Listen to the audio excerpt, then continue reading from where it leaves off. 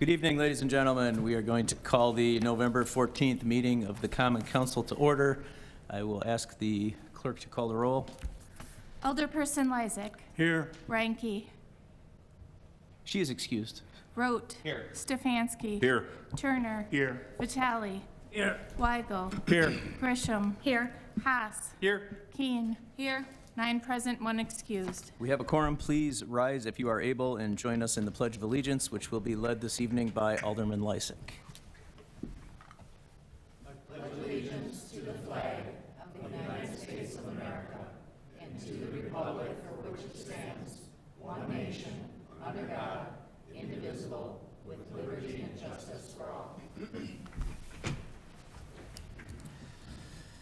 Okay, we're going to move on to Section D, public hearings. We have 3 this evening, and I will ask the clerk to read public hearing number 1.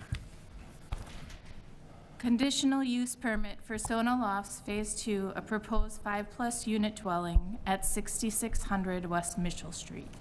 Thank you. Turn it over to staff. Steve. Thanks, Mayor.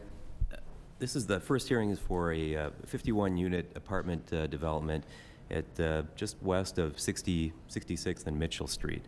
The farmer's market is off in the upper right-hand corner, and then the newer Phase 1 Sona development along National Avenue is just immediately to the north. To the east is Higgins Tower Service. The property is zoned C3 commercial, which allows for high-density residential on this lot with a conditional use permit, and the purpose for our hearing. The timeline for construction is to start late this year or likely early next year, and then opening for business, for residents in the likely the second quarter of 2025. The property is situated on the lot is on a slight angle, Mitchell Street being on the very bottom of the screen, and this is a private drive off to the right-hand side of the site, which accesses the Sona development along National Avenue as well as other sites within the Makers Row area. The blue area is a retention pond proposed on the west side of the new apartment building, and it will be landscaped. There will be a path entering the site off of Mitchell Street and then running north-south to the Sona Lofts development to the north, as well as Makers Row to the north. There is about 30 or so surface parking stalls just north of the new building, and then there will be additional parking at the ground level of this building. It will have a number of different amenities common to market rate apartments, and we'll get into the architecture next. In terms of landscaping, this is just a more detailed look at the landscaping plan. Behind the building, our refuse is the refuse area, and which is an area that will be a staging area, will be wheeled out on pickup day and then disposed of. Otherwise, it'd be kept inside the building. But considerable landscaping around the perimeter of the site, around that bioretention pond for curb appeal. Visually, in terms of the exterior of the building, it's 4 stories tall. And then the 2 masses of the building you saw was sort of on a slight angle. One is being sort of pushed and the other is being pulled, sort of gives an asymmetric look to the building, which is unique. But it does still address Mitchell Street and surrounding developments in the proximity. The first floor will feature parking. On the east side of the building over here, these are 3 townhome style units on the ground floor, and then the common area lobby, and then up above you'll have the other units. The exterior of the building will feature cementitious materials, mix of fiber cement, hardy plank, which is a cementitious siding and paneling, as well as a Nichi-Ha panel, which is another type of accent panel, also cementitious in nature. And then at the very base, on the north and west facades, will feature a cast-in-place concrete. That Nichi-Ha paneling does give the appearance of a wood look, a faux wood look, but so that's just a different type of siding material. And then additional metal trim lining the southwest and northwest corners of the building. The floor plan, just the unit mix of 27 studios, 24 one-bedrooms, and then 3 3-bedrooms. Those are the townhome units here. And then this is the at-grade parking underneath the units. So in total, 63 parking stalls provided, 28 on the first floor, 30 on the surface, 5 additional on the, what we're calling a side street, which is actually a private drive entering the site here. And then a maximum of allowed in the zoning is 102 stalls. So it is, the parking ratio is 1.23 stalls per unit, which is about par for what other developments in the area are at as well. There is also bicycle parking shown on the plans, 26 indoor spaces and a couple outdoor. So Plan Commission has recommended approval on October 25th, and the abutting property owner to the east has indicated he just recently submitted a communication requesting a condition on this conditional use that it be added to require the applicant to cooperate with the CDA to close its transaction to sell 16 feet of land to the Higgins site with clean title. Now, staff doesn't recommend adding that condition to this conditional use permit. For this property to close, it's currently owned by the city CDA, and in order for it to close, that easement issue will need to be worked out anyway. So in our opinion, there's no need to encumber this conditional use with an added condition such as that. I'm happy to take any questions at this point. Thanks for the presentation, Mr. Scher. Are there any questions on public hearing number 1 from the common council members? Mayor Devine, Alderman Weigel. I was at the Plan Commission meeting, and I think a lot of us have been watching the development around the farmers market, and I'm very pleased with it. It's also nice that they kind of changed the look of this. This isn't just another extension of the Sona building there. Although it's going to be connected to it. Is that, you said internally? Is that like underground parking lot to parking lot? Actually, the building to the north, the Sona, the original one, Yeah. along National Avenue, yeah, that does feature underground parking. This But one this is one at doesn't. grade. Yeah. So, but I believe you said it's internally connected to Sona? Oh, no. Well, I mean, the walkways that run from Mitchell Street. Oh, you mean like internally within the property? Internal walkways will run from Okay, Mitchell so it's up not to an National. underground. It's not- Correct, not right. un- Okay, Yeah. okay, yeah, because I thought it was first floor. Well, anyways, I like the fact that with the townhouses along there especially, it does change up the look, so it's not just like this building just keeps getting bigger and bigger and bigger. It's more interesting architecturally. Thanks. Thank you, Alderman Weigel. Any other questions from the council? Okay, seeing none, are there any questions from the members of the audience on public hearing number 1? Okay, seeing none, we will close our first public hearing and we will move on to number 2. I will ask the clerk to read out our second public hearing. Conditional use permit for Checkers, a proposed restaurant with accessory drive-through service at 11013 West Greenfield Avenue. Thank you. I'll turn it over to Mr. Scher again. Thank you, Mayor. 110th and Greenfield, this is a small outlet that was previously a fuel station for numerous grocery stores over the years. And it is owned by Festival, and Festival is entering into a lease with Checkers, which is a hamburger stand, and they're going to offer a drive-through hamburger area. There will also be a walk-up opportunity for patrons to come here and enjoy a burger. So this is a single-tenant building with a drive-through. Restaurants, and then most certainly if you have a drive-through, that does trigger a conditional use permit. This is just a quick look at the overall site layout. It is orientated, I guess, both for dual drive-through lanes, point of ordering here as you enter the site, and then drive up to the point of the transaction where you get your food here, and then exit onto a driveway and then out to Greenfield Avenue. There's also another opportunity to go south down to Lapham Street at this point too. There's 11 parking stalls shown on the site. This is primarily, though, going to be drive-through driven for their model, but they will offer a walk-up window for ordering, as well as a patio outside in the lot. We are recommending additional landscaping as well as an internal walkway from the Festival Foods site, which is off the screen left, across over through this median, and then up to the burger stand. So just connectivity within this area, again, just to sort of promote more walking. You know, maybe shopping, you want to grab a bite to eat, you don't necessarily have to hop back in your car and go to the drive-through. You can actually walk over if there's some internal means of connectivity between sites. So it's a big part of our Highway 100 corridor plan that was drafted some years ago. So just a closer look at that pathway that we're trying to create and that the developer is going to do as part of this, but just sort of gives you the concept, the idea of that visual, connecting Festival Foods, which is here, with an internal walkway over to the Checkers, and then also another walkway up to Greenfield Avenue, into the site and through the site. In just terms of architectural, this is the artistic rendering of what that would look like. It's about a 1,500 square foot building.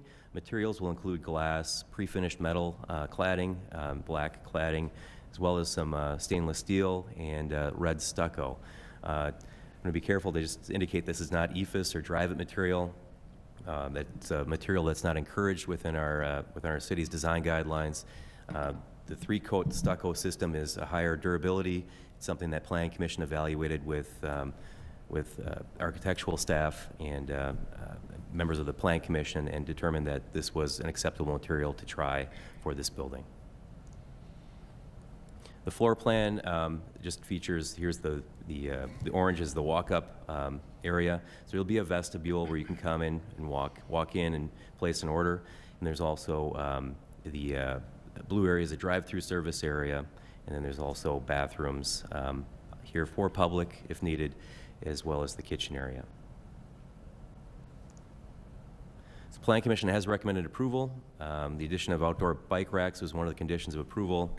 Incorporating an internal pedestrian walkway through the site from Festival across the site to the Checkers was all part of their condition of approval.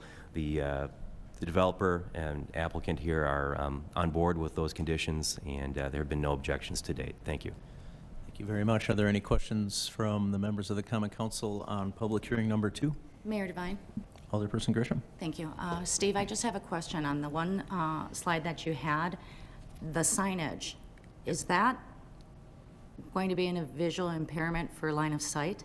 It looks quite large compared to some of the monument signs. Is that the signage that you're at right there? That is a sign that's actually there today.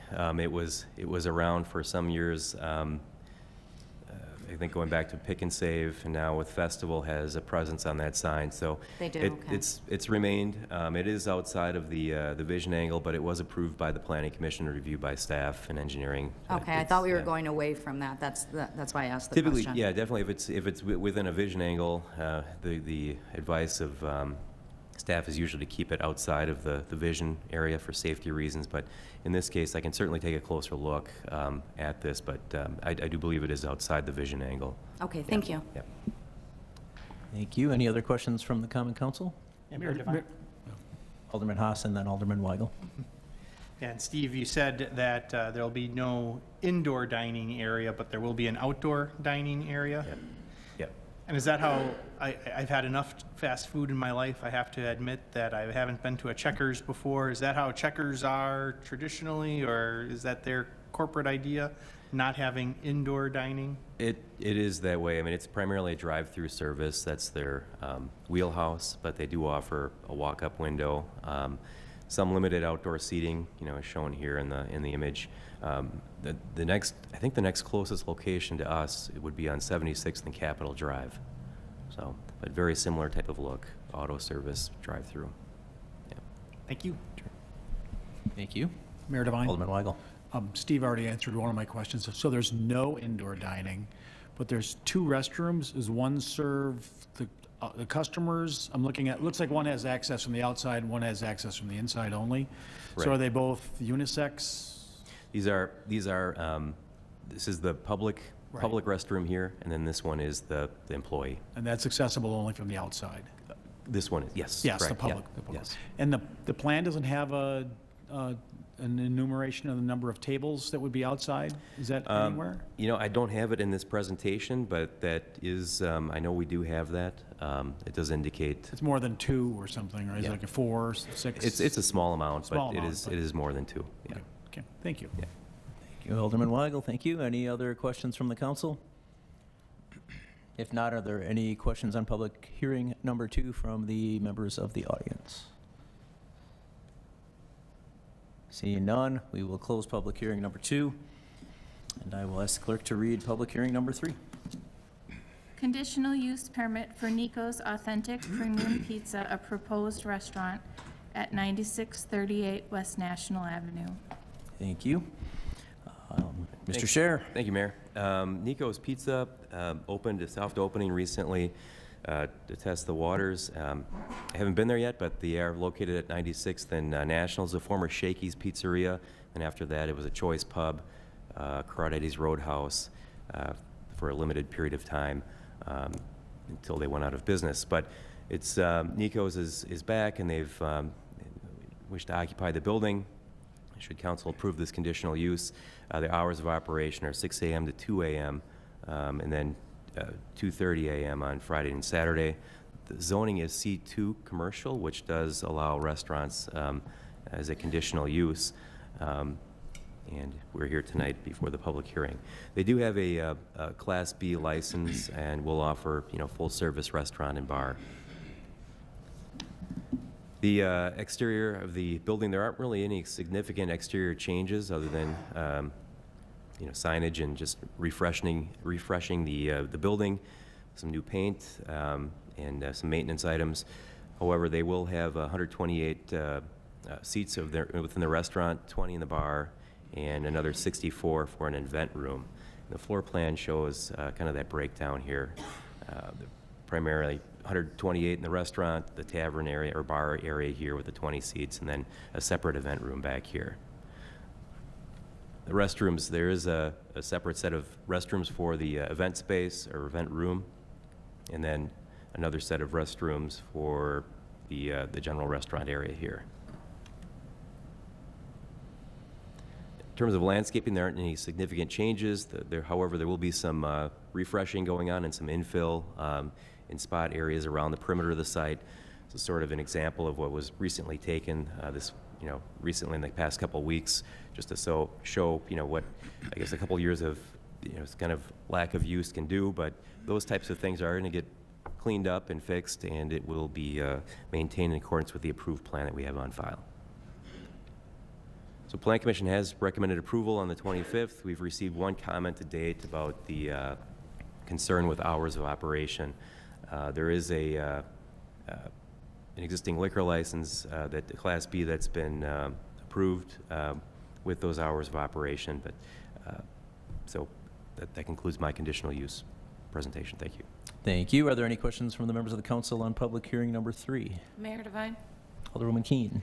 Steve, are they going to be serving pizza until 2 a.m., or is the kitchen closing at 12 and then they're just going to operate as a bar? From what I understand, that the pizzeria, the food service ends at 11 p.m.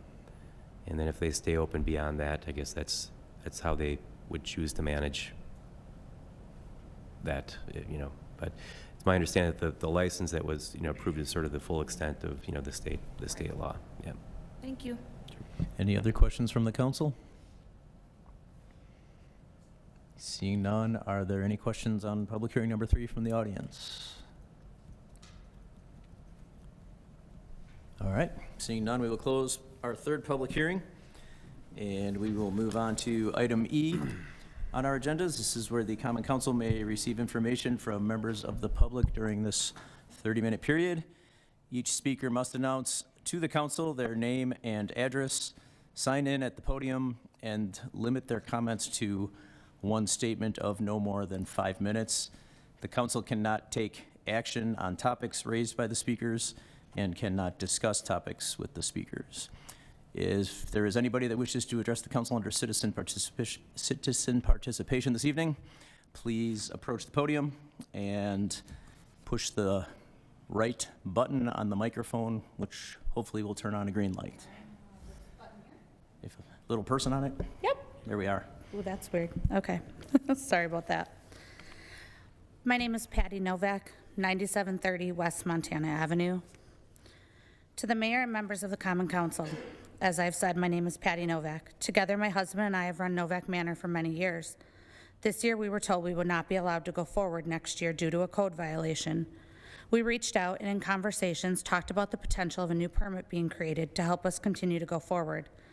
This brings us to the November 7th council meeting where the council was to discuss if this could be passed on to the planning committee as well as up for public hearing. We attended this meeting with high hopes that it would be passed on to the planning committee. What we did not expect was personal opinions and gross overreaching of what we do to be taken into consideration. We also did not expect that the members of the council would choose to file this based on one complaint and not take the time to learn anything about our event or our 9,000 supporters. There were limited comments that related to the actual permit. Items such as having an available restroom and safety concerns were more the focus.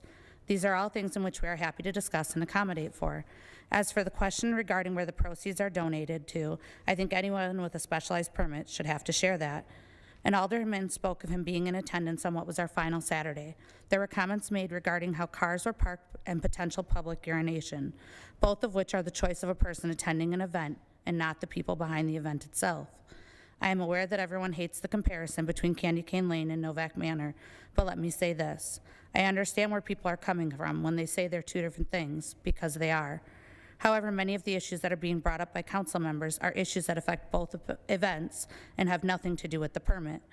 There were concerns brought up about large groups of people going through a residential neighborhood, and as one alderman quoted, peace and quiet of the neighborhood, stating that those large groups of people belong in a commercial environment. If these are concerns being brought up that are separate concerns that relate to the permit, we do need to discuss Candy Cane Lane. They attract over 100,000 people in cars every year. People drive without their headlights on, people park illegally, and I can all but guarantee that there have been children walking or in cars or stuck in traffic that need to go to the bathroom. I'm not on a rampage to shut down Candy Cane Lane, but I do believe that these concerns are being taken into consideration by aldermen regarding our event, then they need to be taken into consideration for any event. Attorney Decker and I had a conversation. He said they would investigate these issues.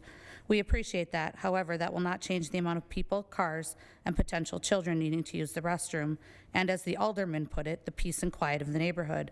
So my question is, as the alderman put, the peace and quiet of the neighborhood is okay to be disrupted for one event, but apparently not another. Another concern by an alderman was that business activity, as they put it, belongs in a commercial area. That said, the city allows an exception for business of parking on lawns during state fair. We are asking for that same consideration. As for the time and effort that goes into our event, we take everything into careful consideration. We plan for months, and yes, we have things to learn, but that is true for everyone. However, my husband and I took very great offense to the comment by the alderman, I quote, is not really using their heads too well. This was spoken by an alderman regarding how my husband and I choose to do this type of event. This was extremely disrespectful and not what I would expect from a city official. As for Novak Manor, many years ago, we decided to add our love of Halloween with a 501c3 organization that donates to abused and bullied kids. Together, we've raised over $40,000 for charities, including BACS, Lucky Mutts Rescue, the Junior Huskies football program, a local family in need, and the West Dallas Police Department K-9 unit. Each week, we receive messages like my autistic child was able to enter a haunt for the first time, or thank you to the actor who knelt down so my child would not be scared. These messages solidify for me why we do what we do. We have many of those emails, posts, and comments with us. These include comments from many close neighbors who are all in great support of what we do. I hope you will take the time to look through them. In closing, I simply ask that if this is brought to the council again, as we hope it will be, that you will consider taking the time to send it to the Planning Commission so that we can have a productive conversation, discuss the issues that pertain directly to the proposal of the permit. We hope to continue to do the good that we've been doing for the members of our community and beyond. Thank you. Thank you for your comments.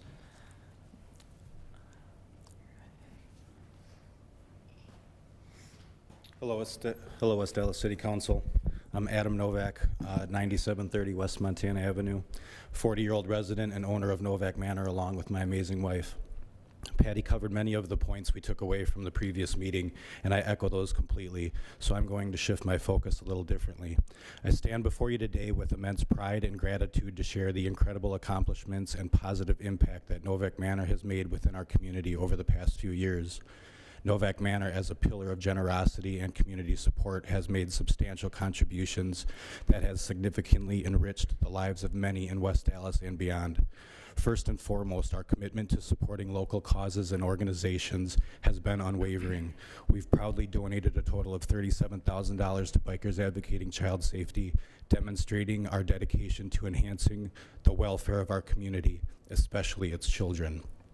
Additionally, we've provided invaluable assistance to families such as the Nabaks. We've donated to the West Dallas Police Department K-9 Unit, supported the Spirited Children Foundation, Lucky Mutts Rescue, and the Junior Huskies to help them get their equipment recertified. We've also extended our kindness by contributing gifts this year to a Christmas program in collaboration with Mechanics of West Dallas, because there are many lives in need during the holiday season. Our reach goes above and beyond the local community. Through the Manor, we've attracted widespread attention and support. Novak Manor has hosted foreign exchange students attending Nathan Hale and welcoming families from Green Bay, Madison, Watertown, Illinois, Minnesota, and numerous other places. Live streams have reached Japan and Afghanistan because the visitors that we have didn't know what a haunted house was, and they had to show their families overseas.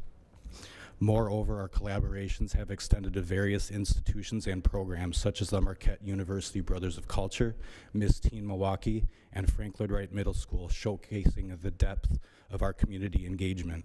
We have participated in city parades, West Dallas a la carte, and even had a meeting on February 28th of this year with Mayor Devine and the events coordinator Chelsea right here at City Hall. The conversation was about combining resources to help grow Haunted Honey Creek. We even had offered for myself and another Manor volunteer to be the wet bandits in this year's tree lighting ceremony at City Hall. We've ensured that all families, especially those unable to afford haunted houses, can experience the joy of seasonal celebrations through the Manor. We've implemented a glow stick option for the last few years so that kids, and let's be honest, adults too, can go through the Manor and experience it even if they are scared. Another compelling reason to support Novak Manor is its safety record. The absence of any violent incidences or accidents on or close to the property underscores the reasonable management and operation of the Manor. This track record demonstrates that we prioritize a secure environment where attendees can enjoy a thrilling experience without compromising their safety. Amid concerns about the activities teenagers may engage in, the Manor emerges as a beacon of positive engagement. By providing a structured and supervised environment, the Manor offers teenagers a unique and entertaining alternative to potential harmful activities. Rather than participating in negative behaviors, adolescents can channel their energy into creative and social experience that fosters a sense of community. The visibility of Novak Manor has been substantial. Have we been featured on local TV news, radio, and print media, amplifying the positive image of our city and the work we do. We have been featured in a music video this year by a local artist and produced by Mountaintop AV, also local. Additionally, MATC, in association with PBS, is currently doing a 3-part documentary sharing our story with a broader audience. We are grateful for the continuous support and sponsorship from businesses like Camino West Dallas, West Stallion, DPS Masonry, and Peak Physique, which have enabled us to amplify our impact within the community. Again, all local businesses. We love to support local business. In conclusion, Novak Manor stands as a testament to the power of community, unity, and compassion. We are dedicated to continuing our efforts to uplift and support the wonderful city of West Dallas and its residents. We look forward to saving the Manor for the betterment of the community. Thank you. Thanks for your comments.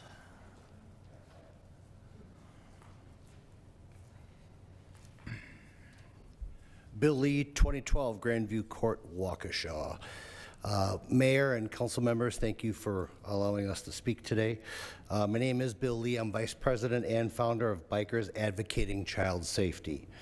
On behalf of Bikers Advocating Child Safety and in support of Novak Manor, we are a nonprofit 501(c) organization. BACS came together as a group of like-minded individuals who recognized the clear epidemic of child abuse and knew together we could make a difference while using our motorcycles as a tool. We were founded in 2020, not only help children who are victims of child abuse, but also bully children as well. Our organization aids children who come in contact with us in any way possible. We attend court with or for the children who need us. Until you have sat through a court case that involved an innocent child, you will never understand the devastation that child abuse impacts a child and their families. It is truly heartbreaking. We met a few families through Novak Manor that we helped get through the hardest times of their lives. We were going to ask one of the mothers to come and speak, but as a group, we decided that that family has gone through enough and didn't want them to do that.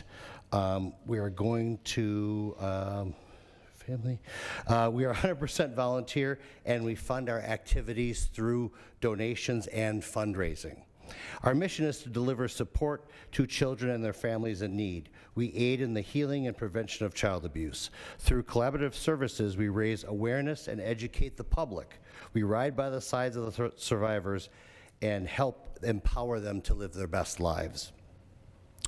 Through collaborative services with Novak Manor, together we have been given the ability to generate lots of funds through donations given by the community. Through those years, our role at Novak Manor has continued to evolve. Every night during Novak Manor season, we have members from our organization there. You can find us acting in the yard, providing security, and a representative from our group at a table to talk about backs.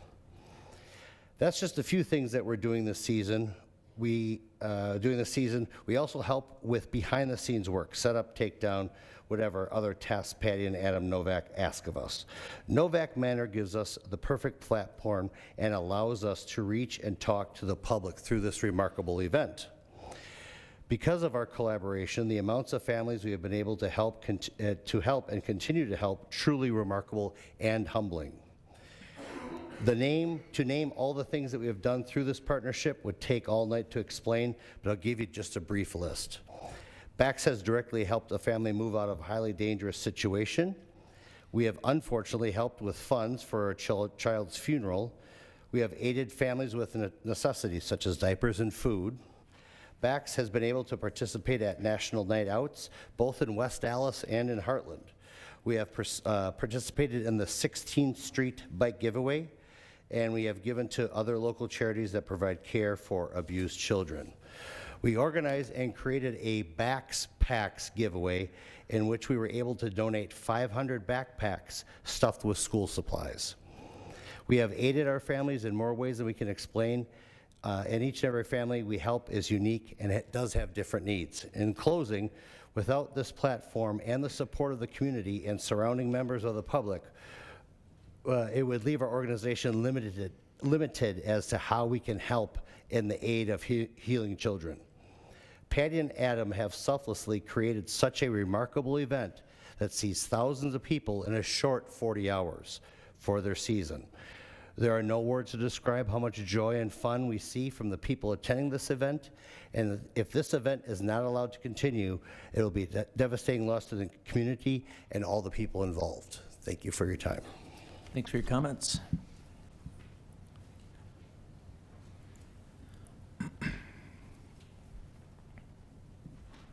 Good evening, Joseph Nabek, 9428 West Oklahoma, West Allis. Novak Manor is way more than just an incredible haunted attraction. You see the passion that is put into every inch of the adventure. You see the love that the people here have for Novak Manor and that the cast and crew have for the people. Novak Manor provides an experience that you can't get from the big haunted houses. You get character interaction. Your children get to have their first walk through with a glow stick for non-scares, but the real passion is for helping others. Everything the Novaks do with the manor, whether that be the entrance donations, the merchandise table, or the raffles, all money is raised and donated. Those donations go towards many causes, businesses, organizations, and yes, even families. Ask West Allis Police K-9 Unit, ask Little Mutts Rescue, ask the West Allis Junior Huskies football program, ask Bikers Advocating Child Safety, or even ask me. Because of Novak Manor, my son was able to go to the Mayo Clinic in Minnesota and get a proper diagnosis that Fredericton Children's couldn't figure out. My son was in and out of the hospital for months. He was losing his vision. He was having multiple seizures and swelling in his brain. Children's did every test that they could under the book, and they couldn't figure out what was going on with him. They were testing for foreign diseases, doing multiple spinal taps, MRIs, and they couldn't figure out what was happening. They needed Mayo's help, and we needed to go there and stay there so that they can do even more expanded testing that only Mayo can do. That wasn't possible without Novak Manor. We couldn't afford to go there without the help and the support of Novak Manor and the community. My son is doing monthly infusions now. He had plasmapheresis done to filter out his blood, remove the plasma to help stop the seizures and stop the optic neuritis. He has a rare diagnosis that's called myelin oligodendrocyte glycoprotein antibody disease, also known as MOG.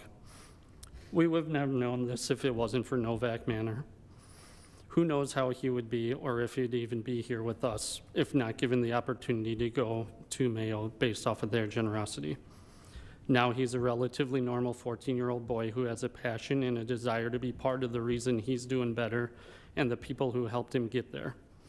He is just getting started paying that kindness back and was looking forward to being a part of Novak Manor for years to come. In closing, thank you, Patty and Adam. Thank you for everyone associated with Novak Manor. To the council, taking away the manor, the impact on the community and businesses would be significant.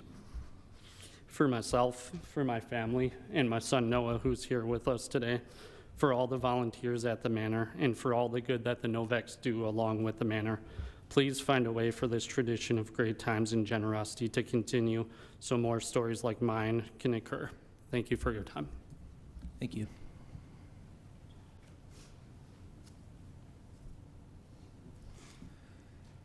Does anybody else wish to address the council under citizen participation this evening?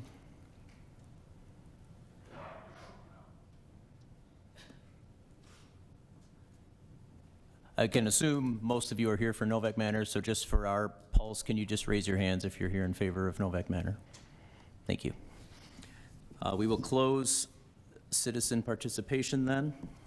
Thank you all for speaking and staying on time and being respectful. Moving on to item F is the announcement of our standing committees, which will be meeting during recess this evening. If you are here for a license or a permit or a liquor license and are not sure which room to go to, they are listed on the top of page 2 on your agendas, or you can just ask one of us when we break for recess. Item G, I do not have a mayor's report this evening, so we will go right to item H, which is reports from the alderpersons. Does anyone have any reports from the Common Council this evening? Mayor Devine? Alderman Stefanski. I don't have any reports, but I have a comment. I want to thank the Novaks and everybody who came to support them tonight, because this needs to keep going on in the community, and anybody who thinks different is not very smart. Thank you. Any other reports from the alderpersons? Mayor Devine, Alderman Lysick. I move for approval of the minutes of November 7th, 2023. There's a motion and a second. Were there any corrections or changes to the minutes? Hearing none, all in favor? Aye. Any opposed? The minutes are approved. Item J, understanding committee reports. We have none this evening, so we will go right to item K. Mayor Devine, Alderman Lysick. is there any item that any of the council members would like to have acted upon separately? If not, I would move for approval of item K as presented. Second. There's a motion and a second. If there is no discussion, I will ask the clerk to call the roll. Alderperson Lysick. Aye. Rote. Aye. Stefanski. Aye. Turner. Aye. Vitale. Aye. Weigel. Aye. Grisham. Aye. Haas. Aye. Keen. Aye. 9 in favor, 1 excused. Motion carries. Mayor Devine, Alderman Lysick. I move that we stand in recess until conclusion of the committee meetings. We have a motion and a second. All in favor? Aye. Any opposed? We are in recess.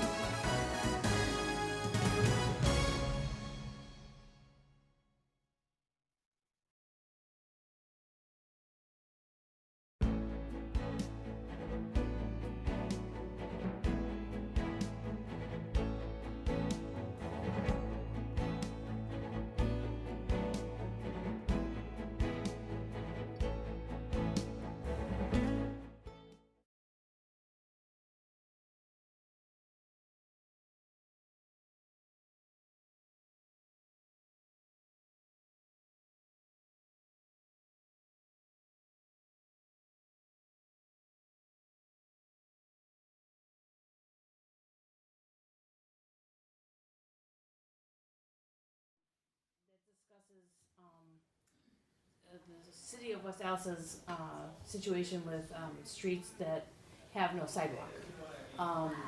There's a number of streets in West Allis that have that situation. We just came forward because next year we're proposing to repave South 116th Street and, over by Washington and Rainbow, and that street has no sidewalks. So seeing that, led me to basically ask the question, if the city would want to, what's the city's vision or policy or thoughts about including sidewalks on street projects where there's no sidewalk today.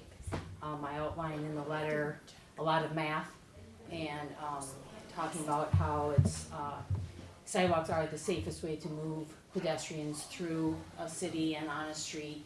You know, there's a lot of vehicles, and it opens up a lot of potential for pedestrian vehicle interaction. Now, I know especially on side streets, there's not a lot of accidents between that, but I think that's because of the slow speed of the cars and the fact that pedestrians are taught very early to watch out for vehicles, and they're good at that. But whether people are good or not good at looking out for vehicles and taking care of themselves, it's better to not have them and put them in that position in the first place.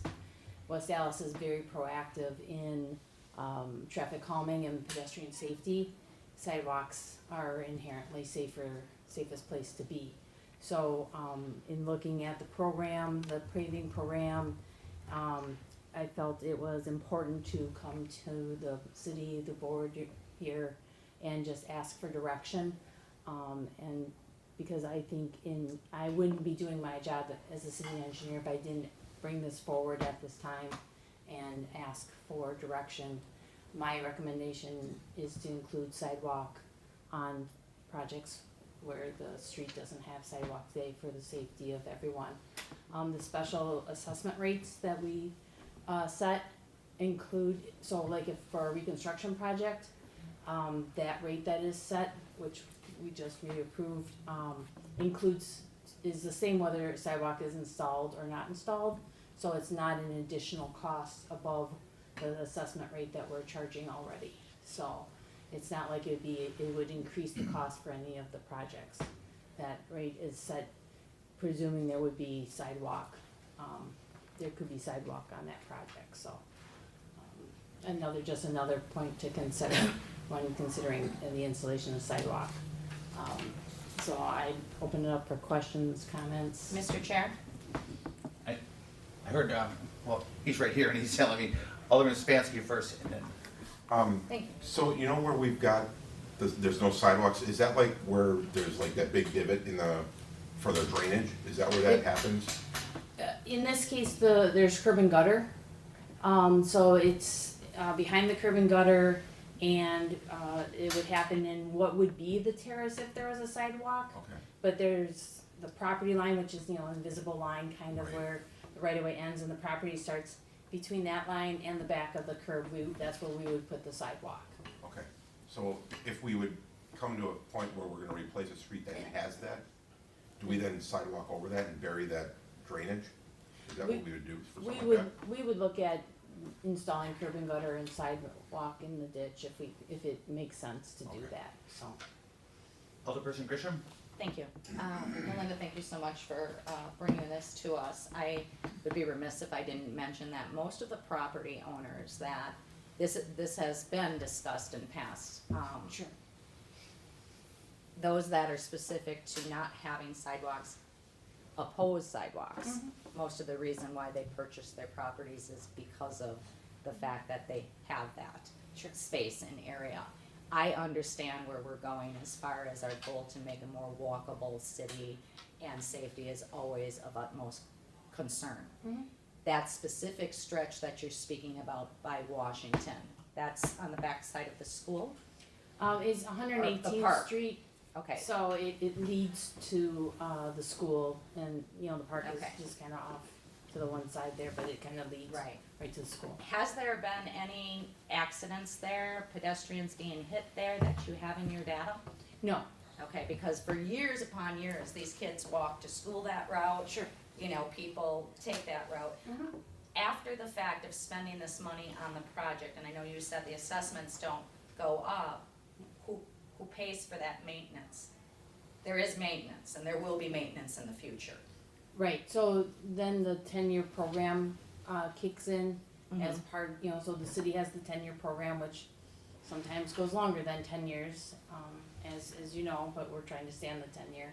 That would get incorporated in there, so when we would come, we would look at that area in the 10-year program, if some repairs were needed, that would be, then assessed as everybody else is assessed. Okay, I have to just state that I would not be willing to tell you to go forward with this unless we had a fair amount of feedback from those that this would impact.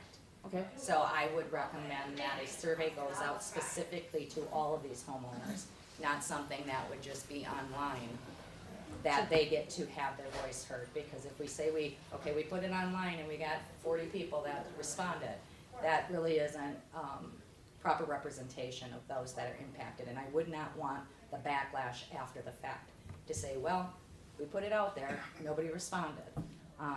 So I like the idea of safety. I implore that we look at that. But on these areas, these specific areas, unless there's data that's showing that pedestrians are more at risk or they're not having the ability to access something. And I'm gonna go off track a little bit because I think Chief Pooler came in asking when we were doing the Greenfield project that we put sidewalks next to Greenfield, the golf course. That didn't make sense to me only because there was no accessibility to the park there. You know, golfers aren't going to bring their golf bags and walk up there, dragging their bags, plus the fact that you're taking a lot of the natural landscape away. sure, and in that specific case, you know, maybe it doesn't make sense to add it there. I would look at it though, I think it should be examined if we could fit it without taking away that natural landscape. Because I think you and I had a conversation about it, and I drive by there a lot. Right. So, I see where having that landscape is important to protect from balls going on the street and things like that. I think there would be an opportunity there where we could maybe fit some sidewalk in there, but we'd have to look at it closer, so, it's just, and it's whatever direction the city wants to go is fine.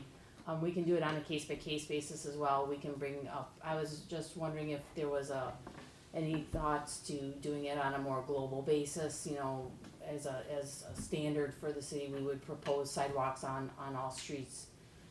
Yeah, and I wouldn't personally support that unless we had data and feedback from those that are paying for it. Sure. And I also appreciate future that. costs, so, I mean, I think that's fair and reasonable. I don't know how my colleagues feel about it, but that's pretty much my statement. Sure. Alderman Stefanski.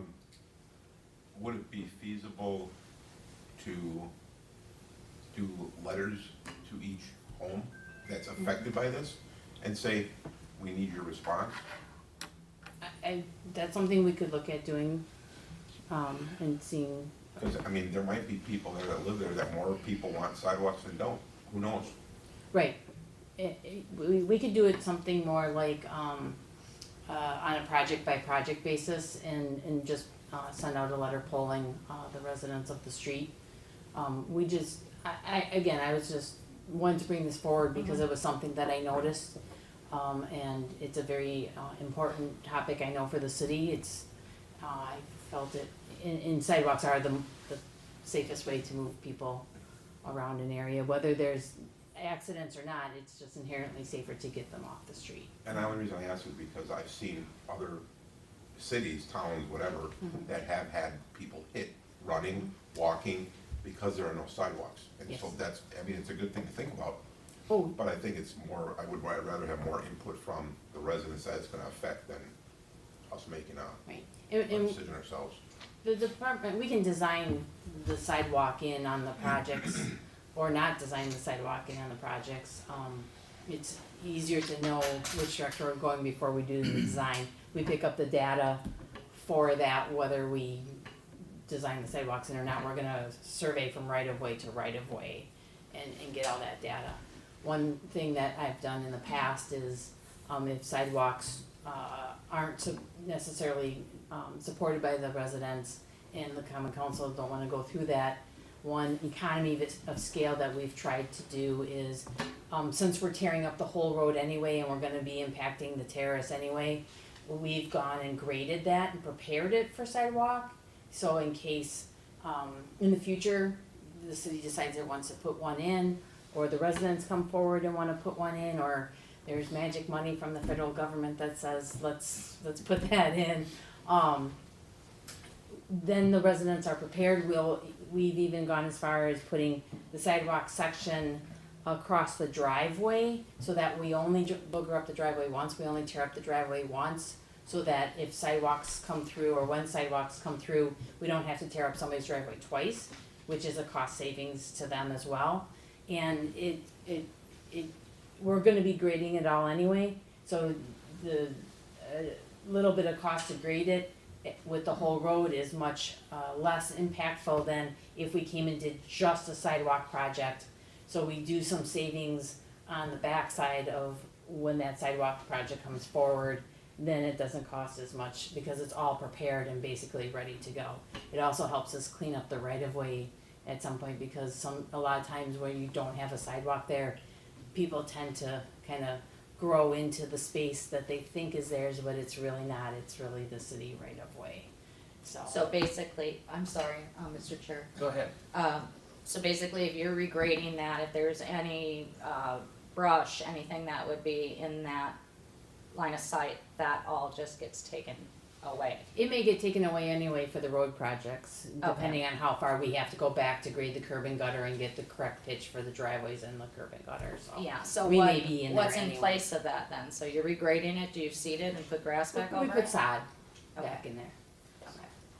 Mr. Chairman, one of the things I was wondering about, we talked about people walking down the street, but you did say that it would help result in some traffic calming, am I correct? Well, That's been a big problem lately. Yes, yes. So, with the sidewalks, we would look at bump outs at intersections, you know, we've done that in a lot of areas to try to narrow that, crossing at the corner so that it's a smaller path to cross. So that's a very, good calming technique in the areas to try to reduce speeding. If it's a longer stretch, we can look at the small traffic circles that we've been doing, like we did on Arthur Avenue and Beecher, the last couple of years, so. Plus, I've seen lately some areas where they're working on the sidewalk, and I've seen some very scary situations with people walking down the street not realizing that they had to be a little bit more careful of people driving down the street.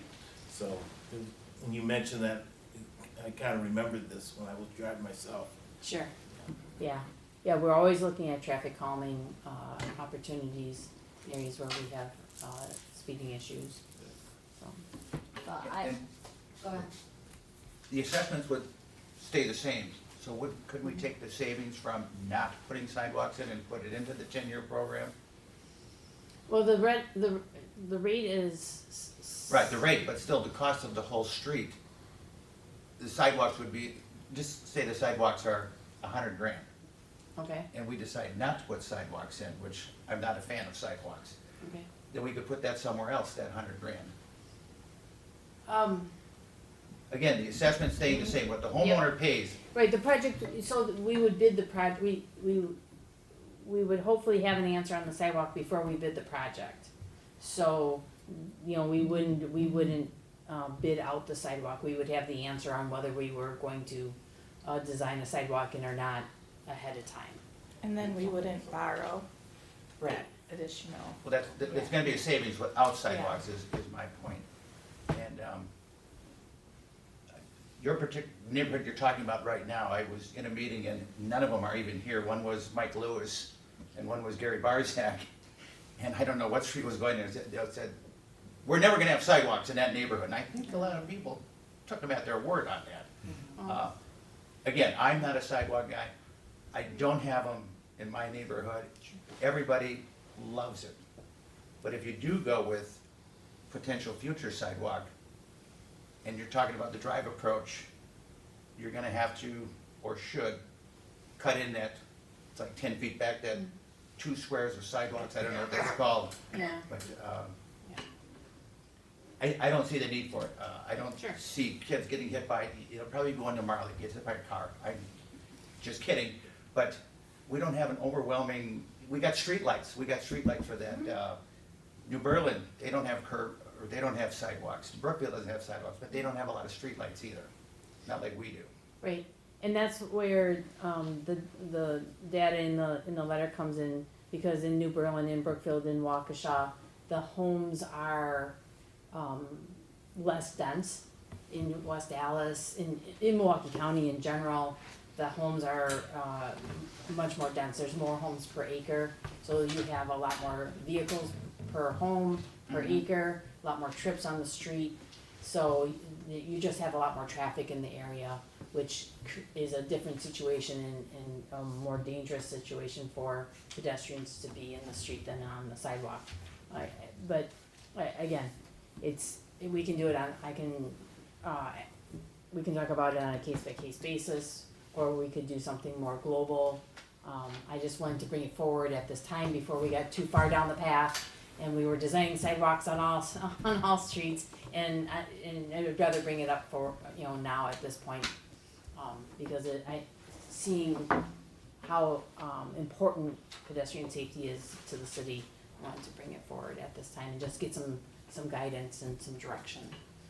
Well, Before we I'd go. stick with my guidance, and my suggestion is to actually talk with those that it's impacting directly, that own those homes, Okay, and live and play in that neighborhood. so maybe send a letter out now, who we're planning on doing your street, do a little poll of the area right now. Well, I wouldn't at this say point. planning on doing the street. Is this something that you're requesting that we as a council kind of proceed, or are you just informing us that you're going to be doing it? The street was in the 5-year, in the budget.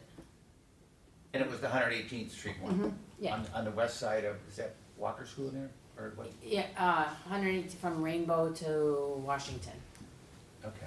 So for this one, you just wanna know before you bid it out whether it should have sidewalks or not. Oh, wait, 118th, So we would send the letters, Right. so exciting. and what is the street? Right, Give me the street again? it's 118th from Washington to Rainbow. Washington is where the school is, right? That Yeah. dead ends, okay. Yeah. So it's in the, That's where the guy with the train set lives. yes, I'll be yes, it is. He's got train in the Right public in his right front away. yard. Well, some of it's in the right of way, so, Won't worry about that when we That start probably looks digging. nicer than the sidewalks. I'm sorry, would. what? I said that looks nicer than the sidewalks would, but, so you're just specifically talking about this 118. well, I was talking a little globally, but And then also. that's where I was a but- little confused on this, so you're asking for direction on 118, or you're asking direction on global, or both? Both. I think what I'm hearing is global is not. But yeah, Okay. you don't wanna do global. You so- wanna do, So regardless, the 118 being it was already in the budget, that's approved? Or you're asking us if it the should be? project is approved, but she wants to know Add sidewalks. if there should be sidewalks when they put the bids out. Okay. So I guess what I was hearing was we should survey those neighbors, Mm-hmm. and anytime we have an area that has no sidewalks, that we would ask the neighbors Right, and we then can- let the council know. And we can do it just like the guy that we did with the state fair on. Oh, he paid his own? 80, no, they ramped the Yes, curves. He paid his own. he paid it for I it. thought they did both. No, he He paid paid $6,000 for it. some odd dollars to do But that. I think Good it, for him. it should also be specified that in this project, whether they say they wanted sidewalks or they say, no, we don't want sidewalks, that they're aware that your goal is to regrade that section too, which would take away brush, right, in the row area, because you're right. Many people don't realize that past that sidewalk, the city owns quite a bit, more so even on a corner. Generally about 15 feet behind the Exactly. sidewalk. You know, curb, right. so with that being said, I think that would greatly impact their opinions on it and otherwise. So I guess it would be a matter of how it's written up, that they have a very clear understanding what they're saying yes or no to. Mr. Chair. Uh, And Yes. you were providing that as an option, like Yes. it's like a in between, either it's yes or no, or we'll put these here for later, so Right, okay. if we might put those, if we can make it in a simple Yeah. Put what And here? manner, Grading. the grading, so And in that the would be the- case in the future, That would be the approach cuts too, for the sidewalks already roughed in. yes. So there could be Three. three options. Yes, Okay. yes. I'm just wondering the visualization of that, what that looks like, but. We can try to draw something up, you know, Okay. to include in the letters. All right. Kel can do his legalese right. Try. Work something out. For being one item, we've taken a long time. I thought I was supposed to stall, that, Haven't had much I time think to find. all you did. All right, then I'm doing a good job. So that we then just place So this the on file? I think you're looking for a consensus. I think if you're gonna do it street by street and give the homeowner an option, I'm on board with that. And we can do that, we needed to have the conversation, so I understood where you were. Okay, but what did you understand we said? That's what I. What Rebecca There's said. not a global yes or no. Yes. There is, as Street by these street. projects come up that they don't have sidewalks, we will send a survey letter to them with one of three options. Either you Okay. don't want it, you are okay with us getting it ready for a sidewalk, but we won't put one in this time, or you're in favor of a sidewalk. And then we will bring that to the council, And and majority then, rules. yeah. And that was what I was Well, gonna say, that's if we up, get a that's five, up to, that's a up to the 5-5. council at that Right, point. that's really up to the do we let council. Mayor Devine vote? If there's a Well, tie, wouldn't it he be has for to the- vote. If there's a tie, yes. Wouldn't it be 50% plus one, right, or half plus? Well, Just need one more vote then.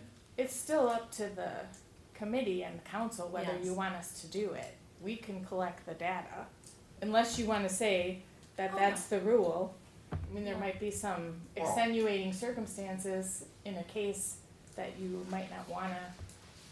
Yeah, I'd like to see Save. it personally. Yeah, I mean, I think we should get it, but I still want to, if the majority rules, I'm gonna vote in favor of what the majority of the residents want. You just never know what. Somebody might contact you at the last day, they might have been in the hospital Right. or on vacation for, Exactly. there's lots of different reasons we hear, Absolutely. so. That's why we keep our phones so ready. Okay, I I just have thought it no was more a- questions, thank you, Melinda. I just thought it was important to bring it forward now and have that conversation early, so. Okay. So Thank now, you. this one, we vote to place this on file, or? Just place on file? Okay, is there a motion? to Motion to place on file? file. Second. It's been moved and seconded to place on file. All in favor, say aye. Aye. Opposed? It's placed on file. Motion to adjourn. Second. Motion to adjourn, moved and seconded. Any discussion? No. Hearing none, all in favor, say aye. Aye. Opposed? We're adjourned. For our you. audience, all that time we took on one item. Sorry, we haven't even gone to public safety. Thank you. That's And they, okay. and they voted on the budget. Yeah. Public Safety Committee is called to order. Let the record reflect that all committee members are present with the exception of Alderwoman Ranky, who has been excused. We're gonna take item number 19, 2023-0654, new operators license bartender Class D operator application for Russell Warvick, which is Mr. Russell's second appearances. Thank you for your patience. All right, Mr., did I pronounce it Warvick, correctly? yes, that's correct. Warvick, okay. When you're applying for a bartender's license, obviously we get some indication that, you know, what your record is and whatnot, and things may be flagged, so that is why you're here, if you did not know why you were here. I assumed. Okay. Figured as much. Okay, and looking at your record, there are a couple of things that are concerning that we would like to know a little bit more about, and specific to what type of criteria or rehabilitation you've had to take since that. Well, I mean, since I was convicted, I served my time, finished my probation, did everything the state required of me as far as counseling. During my alcohol assessment, they did not say that I was an alcoholic, I just made a bad decision, which I knew. And since then, I had to work to get my driver's license back as well, which I did. And then it's just a matter of, I don't work and drink when I'm at the bar, so, and I just really don't drink at all anymore. Okay, good I for mean, you. once in a while I will have one, but basically I don't drink anymore. And where are you going to be working? Actually, one of the places you talked about, Nico's, I'll be Okay. starting there tomorrow, Nice. hopefully if I get approved by you guys, but I'm Right, also they have currently great working pizza. at Captain Nick's. Okay, Captain Nick's And as I well. work for the Milwaukee Art Museum for special events and weddings. Big work. All right, I don't have any questions. Do any other committee members have questions? None? Is there a motion? Motion to approve. Second. Okay, there's been a motion and a second. Any discussion? All in favor? Aye. Aye. Okay, motion carries. Thank Thank you. you. All right, next item is item 2023 new operator's license bartender Class D operator application for Kia Payne. Second appearance is Ms. Payne here. Motion to deny for non-appearance. And record? Second. Would that be non-appearance and record? Sure. Okay. There's a motion and a second. Any discussion? All in favor? Aye. Motion carries. Item 21, 2023-25 new operator's license bartender Class D operator for Jesse Bull. Second appearance is Jesse Bull here. Okay, any? Motion to deny for failure of Second. appearance. Okay, so there's a motion and a second. Any discussion? All in favor? Aye. Aye. Motion carries. All right, and our last item is item 22, 2023-0689, discussion regarding place of last drink data and possible role of public safety committee in that. We have our health commissioner, Bob, here, and I'll let you have the floor. Very good, thank you. We got slides.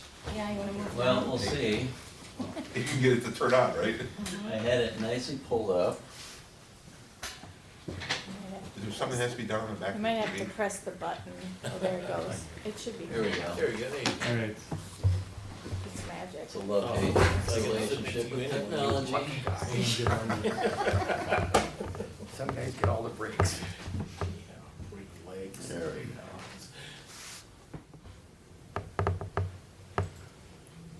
All right, thank you for having me, Bob Leishel, City of West Dallas Health Commissioner.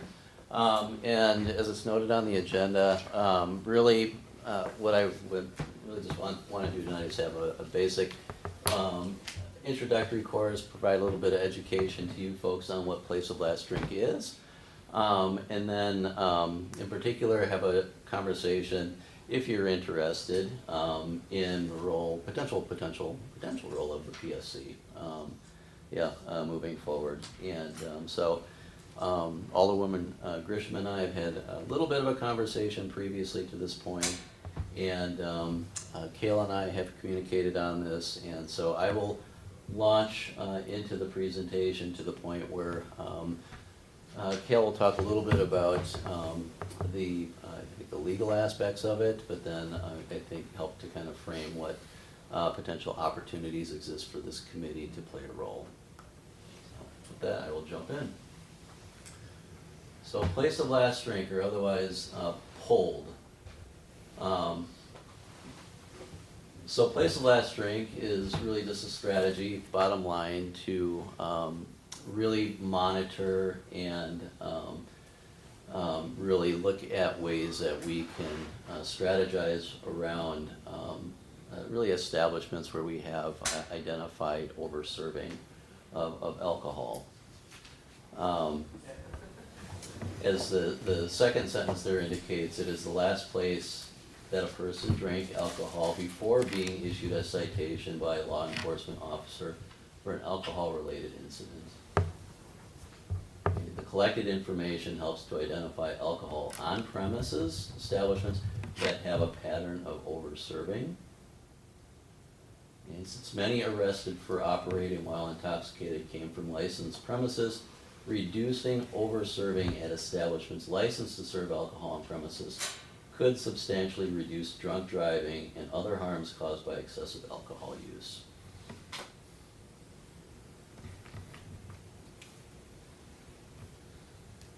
So I even consider collecting this place of last drink data. what the research is telling us, and I have to give recognition to the Medical College of Wisconsin, where most of this information came from. It is an effective, low-cost method to identify local licensees that demonstrate a pattern of over-serving alcohol to its customers. Knowing which licensees consistently serve alcohol to intoxicated customers allows communities to focus resources on establishments with a documented over-serving problem. And then when we see patterns of over-serving are identified, licensees and local resources can work together to reduce over-serving without imposing extra restrictions on compliant licensees. So this becomes a data-driven approach to a problem. So another reason why this is even being addressed, we're looking at this as another tool in the toolbox, as a way to support our ongoing efforts citywide to address reckless driving within the city.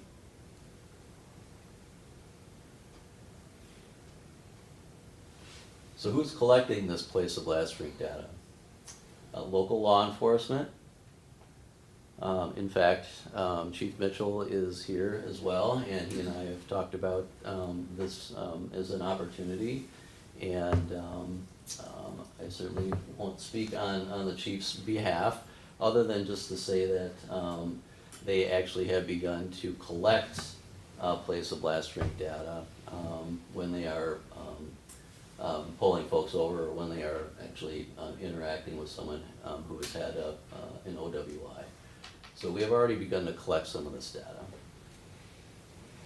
Data then is shared with prevention professionals such as public health, it could be human services, and community coalitions. So as I mentioned a little while ago, really the strategies behind this speak to data-driven decision-making. In our case, we have, as part of one of our community health improvement plan strategies, an action team that is made up of community members looking specifically at substance use, to include alcohol, vaping, but as well looking at specifically place of last drink as a strategy.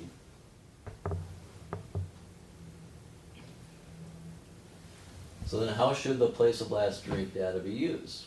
You were just getting into a repetitive pattern here, but as we see establishments, that are named during the course of a stop, then that begins to generate a database where we can identify pretty quickly establishments that are becoming known overservers. Another way that the data can be used is by local law enforcement, other local partners, to initiate remediation efforts. So in this case, we're talking potentially about education or training with the over-serving licensee.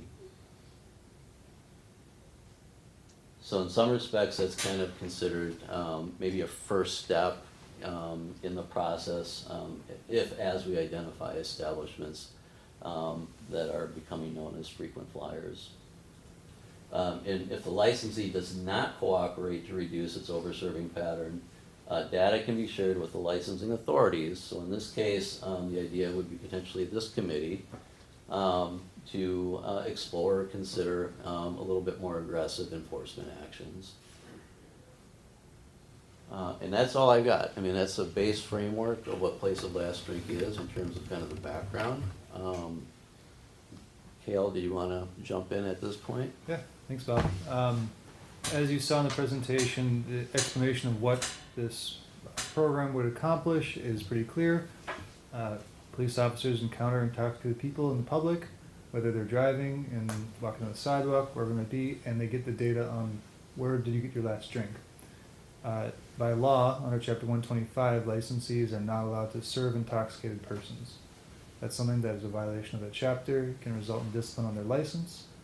There's also a part saying you can actually revoke a license or suspend it for serving. The term in the statutes is known habitual drunkards. It's a very old sounding phrase, but it's out there. Yeah, so, but it's in there. So the idea is, if a pattern emerges that a licensee is serving the same people who come in contact with police because they can't take care of themselves, what do you do with that information? And that's where I come in, is there's a lot of options on how you handle that. If those patterns emerge, should that information come directly to this committee? Should it go to a different body, and what are the consequences of each? If that information is delivered directly to this body that a particular licensee has overserved a number of times, I do have a concern that that would force you to prejudge it. That would give you information outside of a hearing that then would preclude you from taking disciplinary action against that particular licensee. If that's the way the committee wants to proceed, that's fine. Nothing stops you from doing that, but you should know that that's going to be information you would not be able to use in the future during a disciplinary hearing. The other alternative might be referring this information to another city body that is not the council, and they could take the initial steps of education or training or being aware of it or data keeping, things like that. And then if that body found that there was enforcement action potentially necessary, they could make a referral to this body in the formal manner that would allow you to handle it so that it's not going to affect whatever outcome the committee ends up going with. So one example, obviously it's coming from the health department. We have a board of health. That might be an interesting place to refer this information to as a first stop. They could even call the licensee in and request a discussion with the licensee, and as long as the two members of the council who are on the board of health are not involved in that discussion, which is Alderpersons Turner and Renke, if they're not involved in that discussion, then there's no problem with the council proceeding with discipline later for the exact same issues should that behavior continue with the licensee. So it could be as simple as those two alderpersons excusing themselves to that topic, maybe create a subcommittee in the Board of Health that handles this with the 5 other members. A lot of options. But that would be one way of sort of balancing the interest of taking the data that police and health obtain, using it in a functional way, but not foregoing the opportunity to maybe do something later if it still is a problem. Anyone has any questions on it? Happy to answer. Yes? Or- Kale? Go ahead. Thank you. Kale, I have a question as far as, would this be something that could be proven if somebody says, okay, hey, I was at so-and-so's bar, isn't that hearsay? Well, How do you prove that? It could be somebody who said, you know, I was there or I wasn't there, but they had a, you know, little gripe with somebody. You know, those were the things that I'm thinking of, that it might set an establishment up for failure, especially if it becomes known to the community.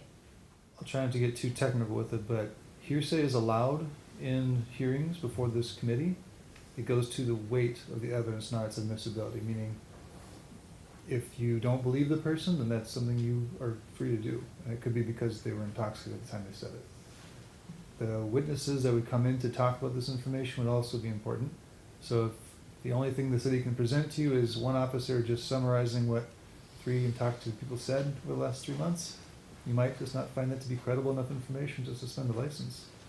Okay. So it goes to the weight of the evidence, and that's the thing that you would consider during your deliberations. Okay, thank you. And another question that I had, and it's on a broader scale, we're looking at just what's in our purview as far as over-serving in establishments, and that's what our committee's for.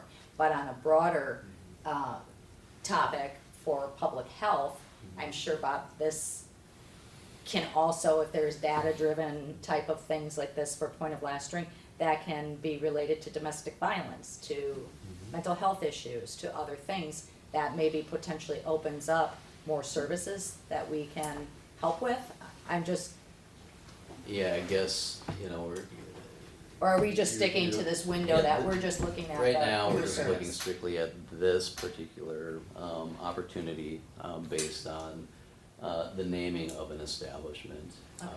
To your point, yeah, I guess in theory, yeah. I mean, when you start looking at risk factors, right, you know, then we can begin to kind of explore the broader horizons. Okay. But for And- now, it's just this. Okay, thank you. Alderman Stefanski and then Alderwoman Keene. So how is this any different, the data and the stuff that we would see, any different from when we have a bar or establishment that has to come in front of us and we get all that evidence there? How's that different from it? You mean the summaries that you Yeah. receive? Because you said we can't see it because we prejudge. How's that any different from what we get currently? So the idea would be that you're receiving a police filtered report that you are to take as basically a summary of information rather than direct evidence of it. And so just like a judge that hears a preliminary hearing, for example, gets to hear a little bit of evidence or the general accusations from the prosecution and decide it's worth listening to more.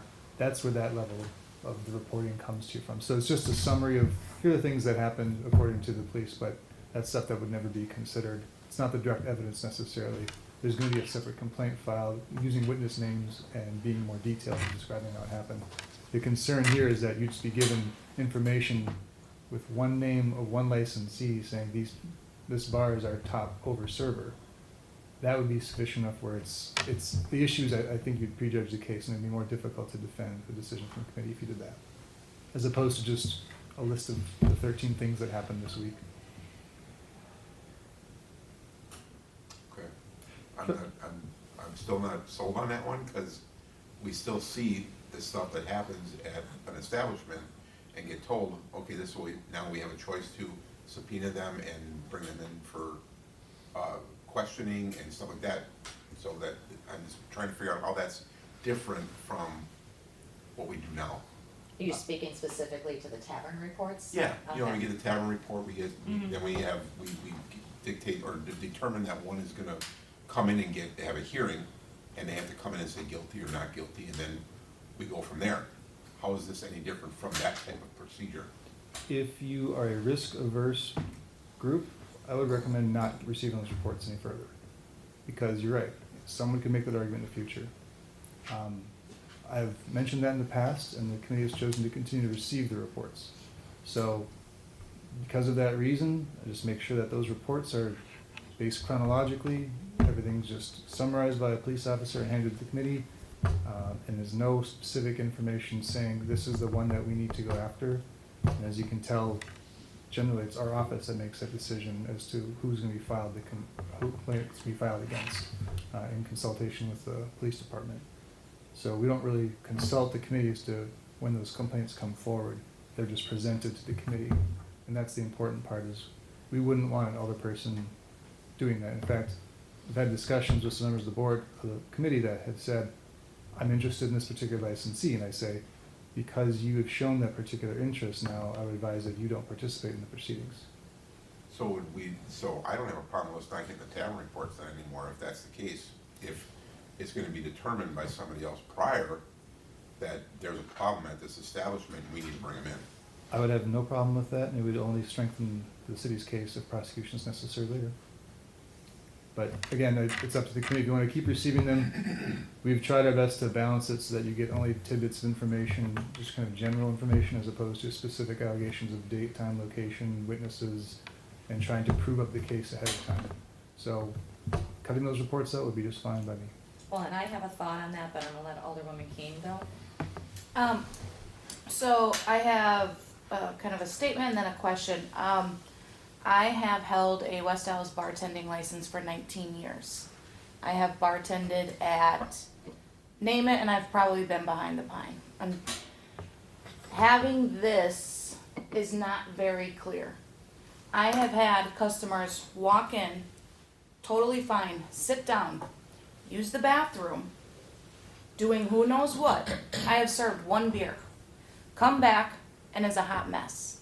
I throw them out of my bar. I am point of last contact. You have a lightweight who's finally come out and has a double and a shot. That's not over .08. I would not have served them if it would have been.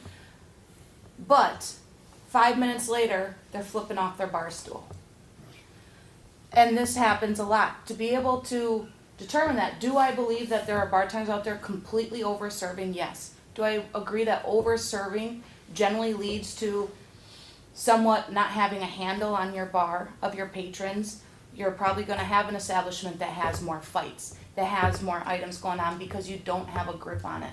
But point of last sale could mean there are so many variables that you can't take into consideration. Even to the fact of you have a back room, someone's playing pool, you have someone come up completely sober, orders 2 shots. They're serving it to the person in the back room. Do you have to keep an eye on it? Yes. Could that person be to a point of limit before you have realized it because you have not handed it to them? Yes. So there's so many variables into this that I'm not saying necessarily it's the worst thing, because I think it helps bring awareness to bartenders that this could be an issue. But I would be curious to know, what is considered a pattern? When is it that you bring them in, that you say enough is enough? When are certain circumstances not considered? Because you have the person that you literally gave 1 beer to, they went in the bathroom and did who knows what.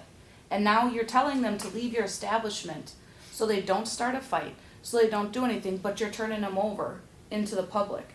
They get pulled over, is it then on that bartender who gave the last, and now their name's written down, they're then being scrutinized for it. So it's not so cut and dry that when you bartend, that even you know someone's drunk, you have the quiet guy that comes in, he's had 3 beers. You don't realize that he can't handle those 3 beers until he gets up to use the bathroom. And now you're going, aw, shit. So. You're gonna have to delay that. Actually, it's allowed on TV after the We're all beeping. So I just, like I said, I don't think it's the worst thing in the world to hold bartenders accountable for maintaining their crowd and for not over serving, because that's how you avoid issues of fights and shootings. But I don't think it's as cut as dry as this was the last place you were, this is who's on it. Yeah, appreciating that. One thing that we would have to discuss and talk about is a potential next step is what is the criteria that essentially would escalate, to the point of getting a letter or some kind of follow-up. So there's general recommendations of, 3 to 5 named, instances when, they're being pulled over or whenever they're stopped. And so it isn't a one and done. Mm-hmm. Whatever that threshold is would, I think, help determine what the course of action would be. Okay. Are you finished? If I could just circle back real quick to what you had said, Alderman Stefanski, I believe it's very important that we still receive our tavern reports, that they are watered down. We're not getting specific information that I feel would impede our ability to make a determination. Right now, the West Allis PD is the one that brings the summons and complaints to us. So with the exception of not being in the know, I think it's important that we as representatives of public safety, that we are aware if there's a shooting, or we are aware if there is tickets issued for serving to minors. That doesn't give me any judgment on an establishment, because I haven't heard the details of it or otherwise. That's my personal opinion.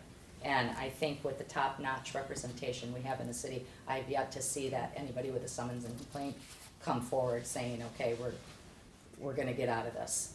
I think you guys do a really great job, so I would not be in support of Xing the tavern reports.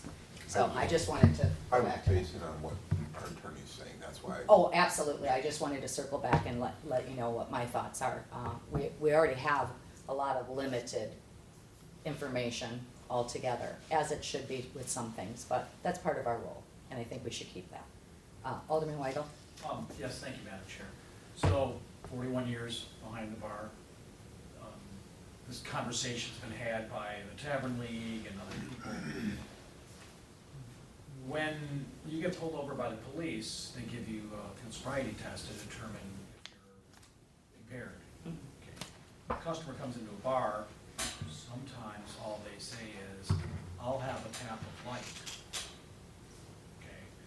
And you don't know if they had a good night's sleep, if they have an empty stomach, if they're taking other meds, if this is their first beer or their 10th beer. But they say, I'll have a tap of light, and you're supposed to make some sort of determination. And as Alderperson Keene said, yeah, sometimes the guy sits down and has a beer and you don't realize that you maybe shouldn't have served him, and then you do the right thing. And now he's had his last beer, you're the point of last drink. A couple of other things. What happens when number 1 on the list for the first week of July is Summerfest? Cubs are in town. And then, yeah, where'd you get your last drink? It's, oh, in Penn Field. You know, how do we deal with that? We take into consideration that there are some very high volume venues that will, you know, now clearly if it's a little corner place, and I won't pick on anybody, and if they're on the top of the list, well, then you can see there's a problem. But I think there's a lot of other things considered here. It's like the amount of product that this venue is going through, this licensee is going through. And then my other question that I'd ask often when we look at a policy or a procedure change is, what are other communities doing? Is this the kind of thing that we're on the bleeding edge on, and we're gonna sort out the problems of it? Or is there somebody else doing this and has been doing it for a year or longer successfully, and they've had real gains? And I'm not talking about, I'd like to see a city comparable to us. I don't know if it's, you know, maybe, I wouldn't say Maple Bluff in Dane County, I don't think that would be comparable, you know. But if you see what I'm saying, I don't like us, I like our old city saying, city at the center. I like it when we adopt things that are proven to work. I appreciate the outside of the box thinking on this and trying to be proactive, but I think there's a lot of ways this could go sideways. And if it's going on somewhere else, I'd be glad to hear about it, but I don't, is it? Bob, is it? Rock County, I believe, I'd have to verify, but I believe Rock County has a plexiglass. So it's a county-wide initiative, and just for every identification, Rock County's county seat is. Is that Janesville? Jefferson, Yeah. Fort Atkinson, is that area? That's Beloit? That's Beloit. Beloit, Janesville. okay. Beloit, Janesville. Janesville. Just curious, yeah. Yeah, so there is not a plethora of municipalities that are implementing this right now. I think in large part, based on my really just reading and understanding of the topic itself, it's because it has policy implications, and anytime we start talking about, you know, policy implications, then it becomes more of a challenge. And I understand we live in the information age. We should be gathering information on all sorts of things. Yeah. But, and using it. Yeah. But like I said, I don't know if we're gonna, I mean, like, Cale can answer whether we're opening a, you know, like you said, you're picking on me just because I've had a bunch of, you know, whether it was a big place, you know, high volume. I'm gonna guess maybe Paulie's is probably one of our higher volume bars compared to, you know. I'm sorry, we weren't supposed to I'm mention ours. I'm not saying he has a problem, I'm just saying that just by the nature of the fact that he has probably more customers than most other bars in Right. the city, that he may end up on the top of the list, you know? You know, the only thing I was wondering about though, the whole thing is like you said, it's a pattern. If you know that every Thursday night when Fred's working, people know to come there because Fred's gonna keep Fred's serving works me. doubles for free. Right? He's gonna keep serving me. After a while, using this information, you know that every Thursday night, they're picking up so many people from this particular bar. I think it's a good thing, you know, to have a pattern looking at it. Because, like you said, the thing about come in for a light, how often is that gonna happen? But how often, yeah. More than you think. When the bus comes from the Brewer game, Uh-huh. and people have been sitting in the stands for, well, it's not 3.5 hours anymore because they have the new rules. But, and the bus unloads, and everybody walks in, and the bartender's busy, or it's a pitcher, you know, Yeah. somebody gets one pitcher, and he's the sober guy, but his buddy drinking it with him polishes off most of it. Or it's a bar up the block from Rogers, and it's the first place they stop. Madam Chair. Go ahead. So the discussion tonight is exactly also, I think it'd be beneficial to have a different body review prior to this committee seeing it. Yeah. Is because all the context information could be more thoroughly reviewed by a group that doesn't really have a punitive interest. And if it's just a few happenstances got you unfortunately to the top of the list, well then nothing happens. But as a licensee, I'm assuming you would still want to know about this instance, and if any action could be taken to correct it, you can do so. But if it just had indeed bad luck, then so be it, and we'll move on anyway. So I think it is important to have one more body in between this body that receives information for that and for the other purposes I mentioned. Thank you. If I may just say one thing relative to that and circling back to you, Bob, and your department. Say if that is something that we would say, let's go forward with, we're creating more government unless we're looking at this board, and boards are just appointed citizens that are in the community, that are just as familiar as you and I would be, being we live here, and could have it. I think it would be problematic. I think it's adding a lot more, and I guess that's my question. How much more is this gonna add to your staff, to your department and work-wise? And what data is proven, I guess, when Marty, or Alderman Weigel had said, what are we getting, what benefit are we truly gonna get out for the bang for our buck if we're just putting more restrictions or more government there to scrutinize Yeah, so or again, take data? this is an aspect of part of our community health improvement plan, so we Mhm. already have resources allocated, through action teams. So I think the degree of involvement is just gonna boil down to that threshold that I referenced, and I think, some of you are also kind of getting at to, at what point, based on the data collected, would we take action? Mhm. We don't know to know. I can tell you that, based on the data that I've seen so far for this year of OWIs, you're looking at, you're in the hundreds already this year. And the place of last drink data that's been collected so far by PD, the numbers are very few in terms of named establishments. We are beginning to see some trends that I can share, but I think, with that in mind, because of the numbers that we're looking at are not significant in terms of identifying establishments, it's not gonna take a whole lot of extra time. This is built into what we already do as part of our job. I think it's then the question of how much further do we want to go beyond what the health department and our partners would do to potentially escalate this and, have a more direct conversation with people who are identified or establishments that are identified as over-serving. So, I guess to answer the question, it would, from a health department perspective, wouldn't take a lot additional time and energy to do this, because it's already part of something that we're doing.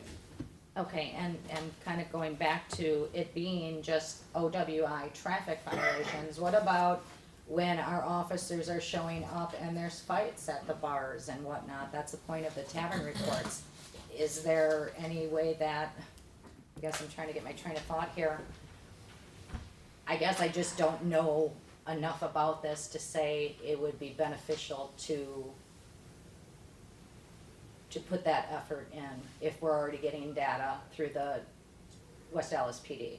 And truth be told, they're the ones who are bringing the tavern reports to the committee, they're the ones who do summons and complaints. Can we approach this on any other level of education to our establishments or our bartenders? I mean, I know they have to take their tests and whatnot, and it covers over-serving, because I had to do that when I worked at the Bradley Center. So, I'm sorry. I was just gonna say, is there a reason that we can't handle it the way we handle the tavern reports and the police putting in a complaint or the attorneys noticing that this is a problem instead of creating a whole nother layer? Mm-hmm. So, Madam Chair. Go ahead. So the idea would be, the police department can ask these questions without any council approval. Health can collect the data without any council approval. The question really for the committee today is, do you want us to make a formal referral process? And what should that look like? So if the idea is, let's not have a formal process, let's just let the health department work administratively behind the scenes, and if a problem emerges, they'll do their work, and if they believe there's enough information, they'll work with the police department and talk to our office, and a complaint will come forward. That's one way to do it as well without any formal program in place. I think the request tonight was, do you want a formal program? Yeah, And that clears up, because I was gonna go back to that with you too. Why aren't we just following that same protocol that you already are? Having reports come through, goes to the city attorney decides, hey, this might be a summons and complaint that we need to bring forward, and go that way. And you could do the same thing with the data. I don't have any, I guess, problem with the data being collected if it's already being collected. They're just, I don't think it does need another layer And in Chair, subcommittee. And I don't know if in those cases, additional information could be collected, where if there is a problem, you might wanna go to that establishment and gather data that's non-disputable. And that could be, you know, one strategy too, as referenced, is the first blush of follow-up would be that educational outreach, just to, you know, let the establishment know that they've been identified, health department and/or, you know, police, you know, reach out to them directly and just attempt in a softer manner to, you know, encourage compliance, that they don't overserve. And then again, if that doesn't go anywhere and, you know, we continue to collect data, i.e., you know, PD collects the data, then maybe that's a more escalated, you know, approach in terms of, you know, what that means for this potential, you know, committee and the council. I think that makes much more sense, and that way we're not identified. That data's not brought to us until it is identified within the other departments to say, okay, this might be a problem. I think that's a really good approach and would be more effective. Alderman Weigel. Yes, thank you, Madam Chair. Yeah, I'm gonna agree with what Bob is saying about maybe the health department reach out. Maybe not even a person in enforcement, because as a licensee, you don't know when your customers get pulled over for drunk driving. And if you are one of these problem establishments, you may not even know it, because Fred might be working Thursdays and the owner doesn't know this is going on. And from it going from that to you being number one at the list, and next thing you know, you're brought in here about a problem that the owner didn't even know was happening. When there's a fight in a bar, when there's gunshots, when there's a drug thing in a bar, obviously the owner, I'd be pretty sure the owner knows about all those. But these would be things going on related to the bar that actually occur outside of the bar, and we want to hold the bar responsible for it. And there's no way that owner could know that unless we reached out to them and said, hey, you know, we noticed a trend here that on Thursdays, when Fred's working, we get rid of you guys. I really want to put Fred Van himself. I apologize to anybody named Fred. I assume that Alderman Turner's got some information on that.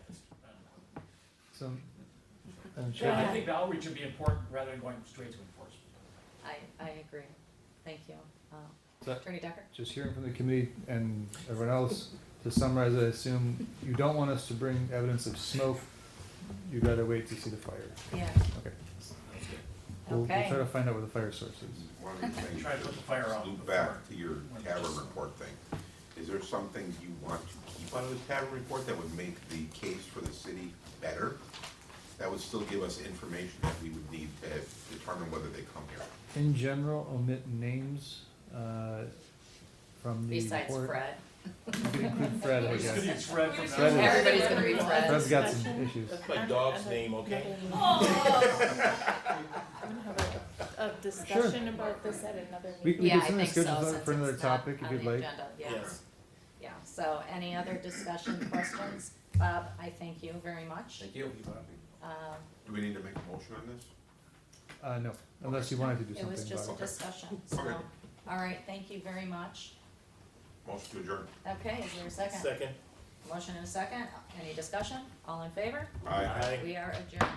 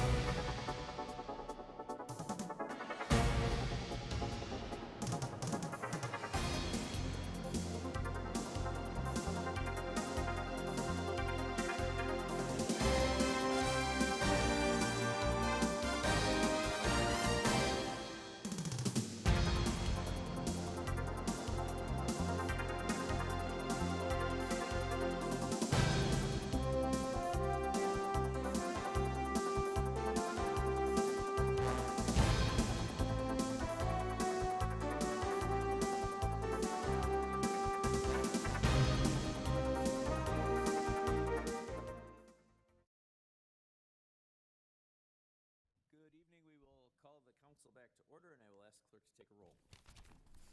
Alderperson Lysick. Here. Ranky. Excused. Rote. Here. Stefanski. Here. Turner. Here. Vitale. Here. Weigel. Here. Grisham. Here. Haas. Here. Keen. Here. 9 present, 1 excused. We have a quorum. We will begin with the Administration Committee. The Administration Committee recommended the following: place item 11 on file, adopt item 12, pass item 13, and approve item 14. Mayor Devine, I move for approval of the committee report. Thank you. Is there any discussion? Hearing none, I will ask the clerk to call the roll. Alderperson Lysick. Aye. Rote. Aye. Stefanski. Aye. Turner. Aye. Vitale. Aye. Weigel. Aye. Grisham. Aye. Haas. Aye. Keen. Aye. 9 in favor, 1 excused. Motion carries. Then we will move on to the Public Works Committee. The Public Works Committee recommending placed on file item number 15. I move in accordance with the committee report, Mayor Devine. Thank you, Alderman Rote. Any discussion? All in favor, please say aye. Aye. Any opposed? Ayes have it, motion carries, and we'll move to the Economic Development Committee. Economic Development Committee recommended approval of items 16 through 18. Mayor Devine, I move for approval of the committee report. Thank you, Alderman Lysick. Is there any discussion? Hearing none, I'll ask the clerk to call the roll. Alderperson Lysick. Aye. Rote. Aye. Stefanski. Turner. Aye. Vitale. Weigel. Aye. Grisham. Aye. Haas. Aye. Keen. Aye. 9 in favor, 1 excused. Motion carries, then we'll move to the Public Safety Committee. The Public Safety Committee recommended granting item 19 and denying both items 20 and 21 based on non-appearance and their record. Mayor Devine, I move for approval of the committee report. Thank you very much. Any discussion? All in favor, please say aye. Aye. Anyone opposed? Ayes have it, motion carries. Mayor Devine, Alderman Lysick. I move that we adjourn until our next regular meeting, Tuesday, December 12th at 7 p.m. Thank you very much. All in favor? Aye. Opposed? We are adjourned.